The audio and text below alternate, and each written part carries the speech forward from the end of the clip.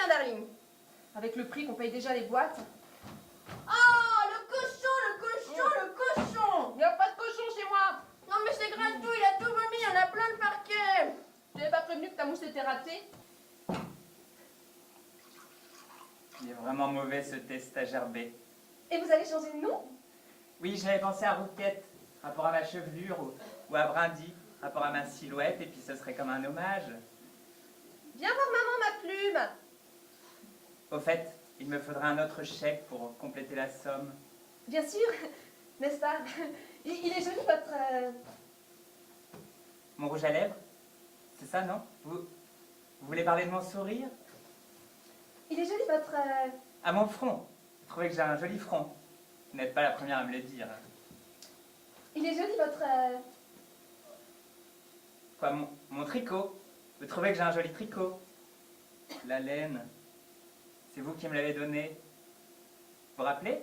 Mais oui, je vous l'ai déjà dit ça. Ils font tout comme avec les chats, on ne sent rien du tout. Ce ne sont pas des bouchers. Et vous allez changer de nom? Mais ça aussi, je vous l'ai déjà dit. Soit Rouquette, soit Brindy. Prenez Rouquette, je vous appellerai Kékette. Viens voir par là, ma fifi. Viens par ici, ma douce. Elle est vraiment pas très en forme, votre sœur. Elle a renversé du thé partout. Mais vous voyez pas que c'est vous qui la mettez dans cet état? Ma plume, viens voir maman. On dirait qu'elle perd la boule. Et alors, il y en a bien qui se font couper les deux. Elle se cache sous la fifi. Y a T'es pas... cachée, ma douce. Viens voir maman. Très tard dans la nuit, quand il croit que je dors, et ben maman, elle dit à papa que c'est peut-être à cause de lui si je suis de travers, vu que le jour où quand il est rentré de quand il était chez sa pouffe, et ben elle est fait tomber la chaîne. Papa est rentré trop tard pour le thé, et moi j'étais assise sur la chaise. Et maman a dit qu'il était dehors pour voir quelqu'un. Et papa a dit qu'il était à une réunion au bureau, et maman a dit qu'elle avait appelé la réunion et qu'il était allé se taper une pouffe. Et qu'elle savait, et que c'était une de ses étudiantes, et qu'elle savait où elle allait, et que c'était Pompon. Et tiens, puisqu'on parle de courage comme ça, vous savez combien de temps j'ai mis pour faire porte de la Chapelle, porte de Clignancourt? Hein? Dites un chiffre, là, comme ça, qui vous vient? 1h 3/4. Vous vous rendez compte? Et sinon, ça va? Elle va bien? Elle vous a pas trop embêté? Excusez-moi, vous parlez de qui là exactement hein? Madame Piche, Nicole Piche, c'est pour ça que je vais monter lui faire une bise. Non, vous pouvez pas monter, on n'a pas retrouvé la tête. Mais vous savez, c'est souvent comme ça avec les accidents de voiture, il y a souvent... vous êtes au courant de votre femme a eu un accident de voiture? Ah oui, tout à fait, oui, j'y étais, je suis rentré à la nage. Et sinon ça va, elle va bien, elle vous a pas trop embêté? Écoutez, d'après les informations que j'ai eues,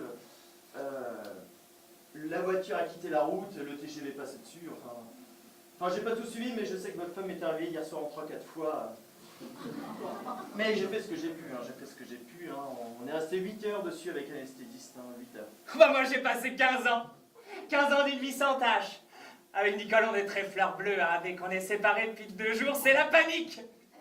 Et sinon, ça va? Elle va bien? Elle vous a pas trop embêté? Désolé de vous cueillir dans un moment aussi douloureux. Oui. Mais voilà, on a le petit Benjamin qui est arrivé ce matin, qui a eu un accident de moto, il a 14 ans, et puis donc en fait il a une perforation intestinale. Ah oui, c'est la tête ça. Désolé de vous cueillir dans un moment si douloureux, mais le petit a vraiment besoin d'un foie. Et si on avait pu prélever celui de votre femme, ce serait pour la famille quelque chose d'inespéré. Oui, tout à fait, oui, je comprends. Ben, le mieux, c'est de demander directement à mon épouse, dans ce cas, non? Ou à moi, remarquez. Oui, je pense que ce sera beaucoup mieux. Hein, parce que là, enfin, votre femme, c'est terminé, elle est au frigo. Bah. Non, ça va, merci. J'ai pris un petit encas avant de venir, donc ça va. Mais sinon, ça va, elle va bien, elle vous a pas trop embêté Mon petit Jean-Claude, je pourrais parler à ma fille? Ah, elle est en cuisine. Bon, bah, c'est peut-être pas la peine de la déranger. Si, vous me la passez? Ah, c'est gentil.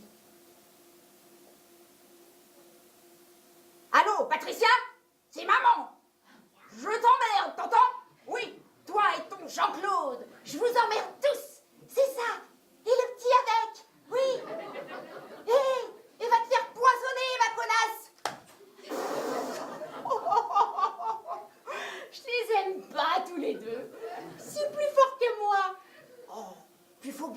amusez un peu, hein.